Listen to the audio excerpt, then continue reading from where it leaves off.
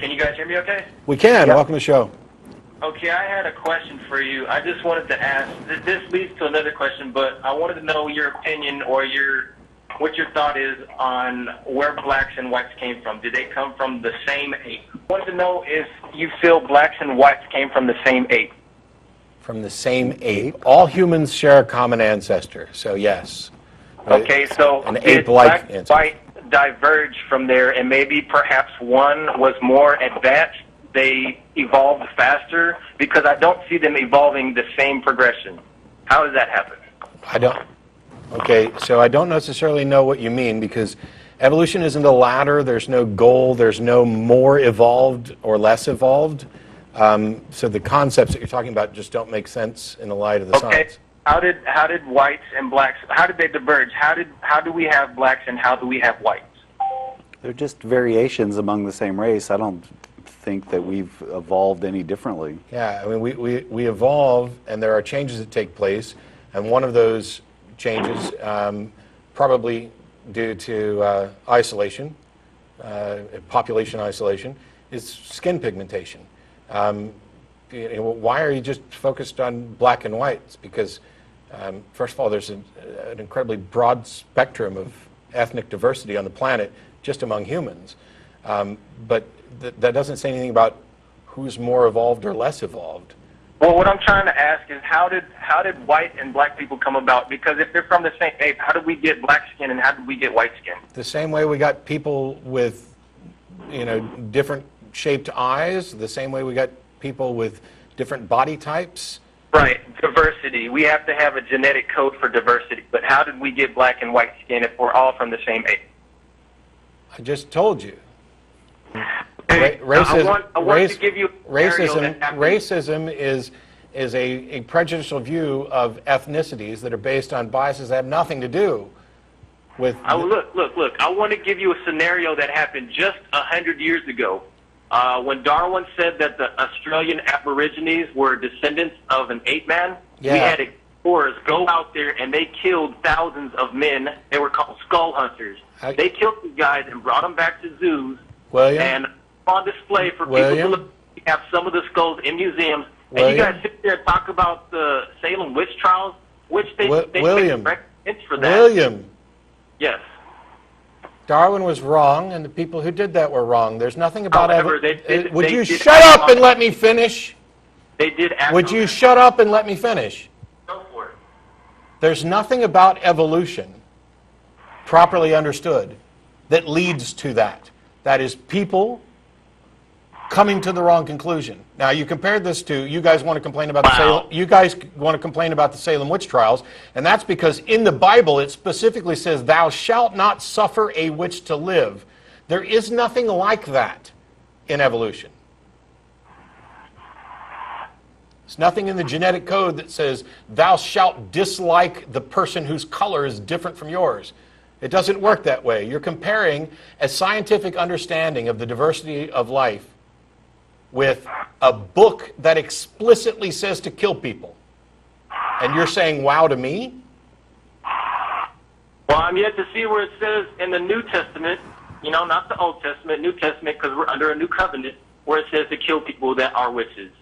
Now, okay. Concrete answer. So I thank you very much, and I hope you never again use mockery as far as Salem witch trials goes in your argument. William, I'm getting ready to mock you mercilessly. Go for it. Why on earth do you just want to toss out the Old Testament? That's where your creation myth comes from. That's where original sin comes from. Was your God just wrong in all of the Old Testament when he sanctioned slavery and the killings? Was he a psychopath who got better in the New Testament? Why do you get to throw out the majority of your book because it's inconvenient for you? No, it's not, and I can argue it too, because first of all, in the Old Testament, not all men was under the covenant. We had atonement. God was our atonement, so everything was free. You could kill someone because there was no law. We are under law now. Wow, that's absolutely bizarre. So if anybody who wasn't under your God's law, it wasn't wrong for them to kill. But what I'm asking is, your God specifically sanctioned slavery and murder.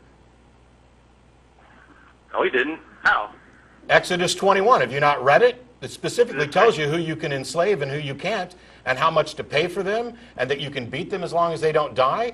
He specifically ordered Moses to run around slaughtering people, along with Joshua and pretty much everybody else of the barbarian Jews who ran around slaughtering anybody that got in their path. Your God, according to the Bible that you like, or the part, not the part that you like, because you only like the New Testament, but in the Old Testament, your God specifically sanctioned those things, including slaughtering entire peoples and keeping all the virgin girls for yourselves. You know, those arguments right there, I've argued so long. You could go for days just arguing because it's all context. You have to take it in the right context. Okay, so you're saying there's some context in which it's okay to own slaves, beat slaves, slaughter people, and rape virgins. There's a context for that? Let's take one at a time. Which is your argument? Is it beat slaves, own slaves? Which one is it? We'll start with a simple one. Owning another human being as property. What is the context in which that's okay? In the Old Testament, owning slaves was not the same as beating them like that. Wrong. Wrong, William. William, shut up. The question was owning people as property. What makes it moral? Well, what makes it immoral if your viewpoint, if your standpoint is from no morality? I'm sorry. You're the one who's here. You're the one who said you could defend this, that there was a context. You don't get to divert by asking broader questions about morality. I'm asking you, what is the context by which you justify the biblical authorization to own other people as property? You said there was context. I want to know what it is.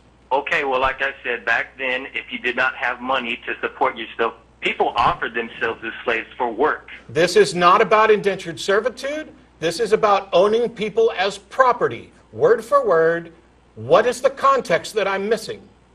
Well, first of all, okay, I want to know how you feel that is wrong. Hey, William, goodbye. Done. I'll let you take the next one. I'm gonna have a drink. Sorry. You don't get to toss out the majority of your holy book because it's inconvenient. Then claim that you can defend it. And then claim that I'm wrong because there's some context that makes it right. And then lie about what it actually says. You're either ignorant of what your book says or you are lying to make excuses for it. And all your diversions about morality, I don't have time to give you a lecture on morality. You can go Google superiority of secular morality and hear what I actually have to say about it, and we can actually have discussions.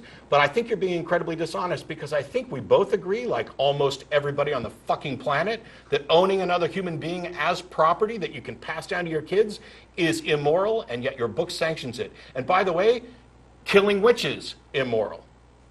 The same thing about if a man lies with a man as he lies with a woman, they've committed abomination and are deserving to be put to death. Also immoral. Your book is a cavalcade of immorality. It is a nightmarish parade through your God's failures and bloodlust. And the fact that you want to just chuck all of that inconvenience aside, hang on to original sin, the Ten Commandments, and Jesus, makes you an idiot on that subject. No two ways about it. This is not just an ad hominem, oh, he just called me an idiot instead of addressing my argument. No, I did both. Your argument is stupid, and you're stupid for trying to offer it. You don't know what you're talking about. Hey, it's been a while since I had a really good rant. Yeah. That ought to get put up on YouTube as a clip. What happens when you interrupt me from my homemade chili that I was making today to come in and do the show. Well, and he wants to throw out the Old Testament, but isn't the Ten Commandments in the Old Testament? Yep. Is he throwing that out too? Along with the other 603 that the Protestants ignore. Yes, according to the Bible, we're under different covenants. I can't believe that people call in and think that we don't really know this stuff. There's, the Mosaic Law, the Noahic Law, and then there's Jesus. Okay, even if that was the case, well, why would you think that you can just shuck that aside? I mean, if Jesus came and made everything better and put us under a new covenant, please explain to me how the old covenant of actually running around slaughtering people was moral. Now, William Lane Craig will, and other apologists will. They'll say, hey, God said to do it. God is moral. Therefore, this was moral. By definition, whatever God does is moral. Yeah. Great. So when God told Abraham to kill Isaac, that was moral. Oh, he stopped him, though he stopped him. Yes, he did, supposedly. But why would you need to do that test in the first place? It's okay for Moses to run around killing and capturing people and keeping the virgin girls for yourselves, which they probably just did by age. I'm pretty sure they didn't do a gynecological exam on all of them to figure out who was a virgin, but it's still completely sick.